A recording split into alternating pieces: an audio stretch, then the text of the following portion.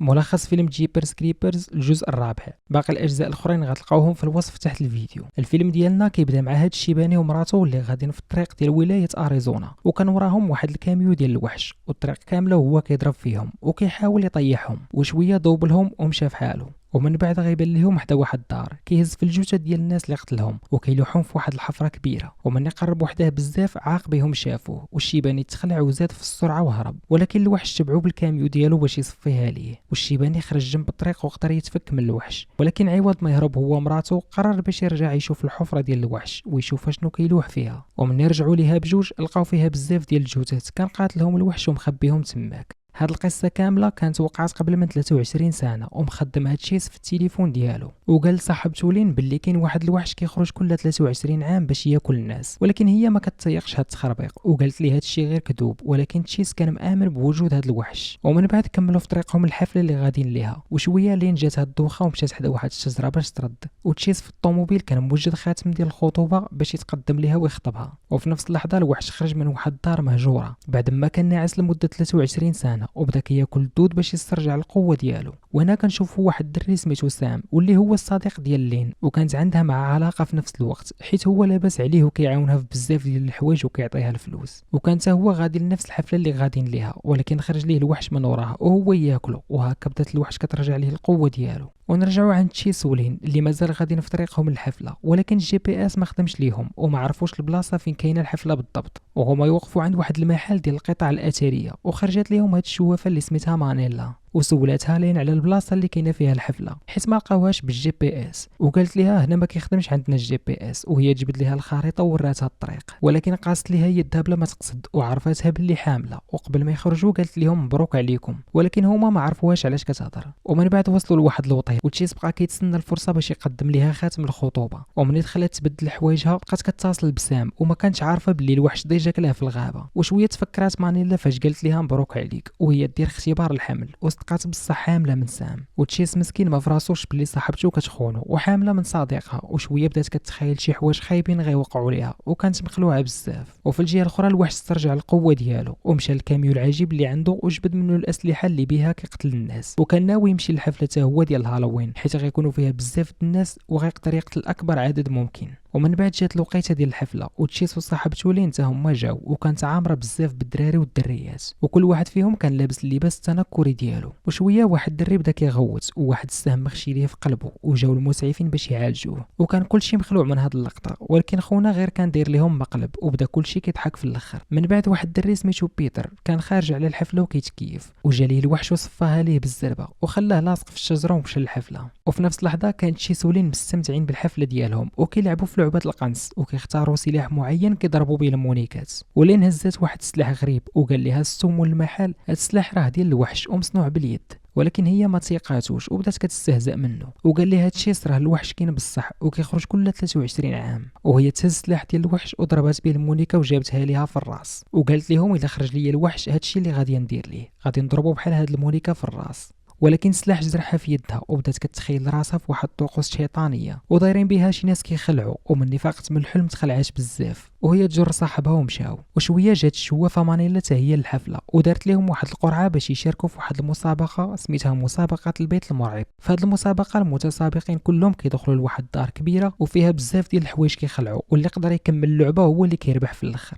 ومني دارت مانيلا القرعه جات فلين باش تشارك، ولكن في الحقيقه مانيلا غشات في المسابقه باش تخلي لين هي اللي تشارك. ومشاو عند المتسابقين الاخرين اللي غيشاركوا معاهم وتعرفوا على هاد البنت اللي سميتها كاري وداتهم الكاميو اللي غيمشيو فيه، ولين كانت خايفه بزاف من هاد المسابقه. وفاش بداو غاديين وسط الغابه المصور باتريك صور واحد اللقطه في شكل كيبان فيها بحال الخيال ديال الوحش، ولكن قال لهم هذا غيكون غير شي واحد من الدراري ديال الحفله، وبقاو غاديين حتى وصلوا للمقبره. وفي نفس اللحظه الوحش جا للحفله ودخل عليهم بالكاميو وطيح البوطو ديال الضوء، وهكا تقطعت لهم الانترنت. ومن بعد طلع فوق واحد الجبل وبقى كيشم في الريحه ديالهم، وبان ليه باتريك داخل المقبره، وكان باتريك في هذه اللحظه كيقلب على اللي بارطاجي معاه الانترنت، وبانت ليه واحد المراه وبقى تابعها باش تعاونو، ولكن دخلت المقبره وهو يطلع عليه الوحش من السما وكالو. وفي الجهه الاخرى كان تشيس كيهضر مع لين ويلا بغى يفاجئه ويعطيها خاتم الخطوبه، وهو يجي الوحش وخطفها من قدامه وبقى مصدوم وما فهم والو. وفي الجهه الاخرى كانوا صحابو كيقلبوا على باتريك ولقاو الكاميرا ديالو مليوحه وعامره بالدم،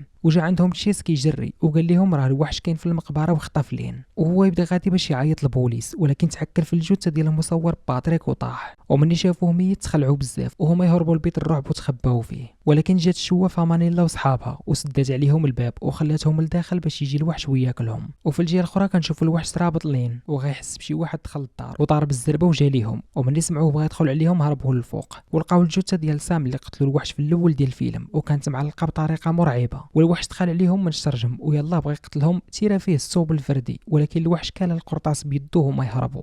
والوحش حيد اليد ديالو اللي ضربات وكلا اليد ديال سام وهكا تجدات اليد ديالو. وفي الجهه الاخرى لين كتحاول تفك راسها ولقات الخنجر ديال الوحش وهي تقطع به القنب وهربات من واحد الشرجم صغير. ونرجعوا عند الوحش اللي كان تابع تشيس وصحابه وكاريت الفات عليهم ودخلت لواحد البيت، ولكن الوحش دخل يده من ورا الحيط وشدها من شعرها، ولكن من زهرها شد ليها غير شويه من شعرها وهي تهرب عند صحابها وقالت لهم رحنا غنموتوا كاملين. والوحش خدم الموسيقى ديالو اللي كنا كنسمعوه في الجزء الاول، وتشيس وصحابه تخباو في واحد البيت وقال لهم الحل الوحيد اللي عندنا هو خاصنا نقتلوه قبل ما يقتلنا، وهي طيح عليهم لين من الفوق بعد مراب بها السقف. وتشيس فرح بزاف ملي شافها مازال حيه وقالت لهم راه الوحش باغي يقتلني باش ياكل الولد اللي عندي في كرشي.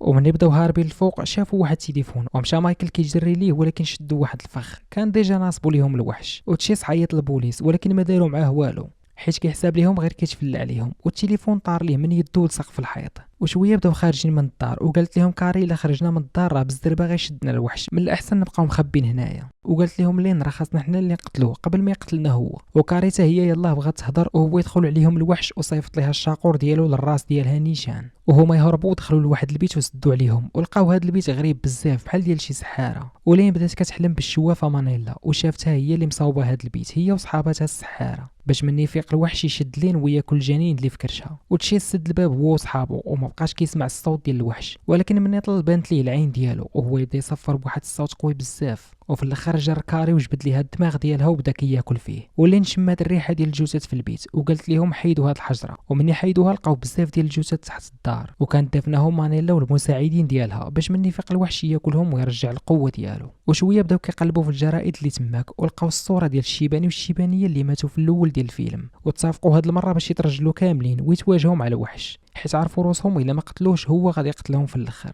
ومنين نزلوا بقاو كيقلبوا عليه وهو يخرج من وراهم وضرب السو وضرب مايكل حتى هو ولاحو ميت في البلاصه، ولكن السو بقى كيتقاتل معاه والوحش كان قوي عليه بزاف وما كيحسش بالضرب اللي كيعطيه السو. وفي الاخر هزو خبطوا مع الحيط والسو هز واحد الحديده وخشاها فيه وضربوا بالجرامافون للراس. والوحش مني شاف الجرامافون ديالو تهرس صار عليه بزاف وهو ينزل كيجري باش يتبعو، ولكن لقى قدامه لين وهز الخنجر ديالو في يدها وبقات راجعه للور وهو تابعها حتى خرجت من الباب. وتشيسو السو في نفس اللحظه كيطلعوا من الفوق والوحش شد لين وهزها الفوق من راسها باش يجبد الجنين اللي في كرشها، ولكن غفلته وجبدات واحد المخالب ديالو نيت وضرباتو بهم للراس. ومن يطلقها بعدات منه ورسلتهم ليه بجوج الوجه وطيرات لي عينيه وما بقاش كيشوف ولا كيضرب غير في الخوا. وفي نفس اللحظه تشيز فوق الدار جبد واحد الحديده كبيره ورسلها ليه وتخشات ليه في راسو قسماتو على جوج وهكا قدروا باش يقتلوه. وشويه هجموا عليهم الغربان اللي ديما كيكونوا مع الوحش والسو طاح من الفوق ومات. ومني مشاو الغربان لين وتشيز خرجوا من الدار وجا البوليس في اخر لحظه وركبوا ومشاو معاهم.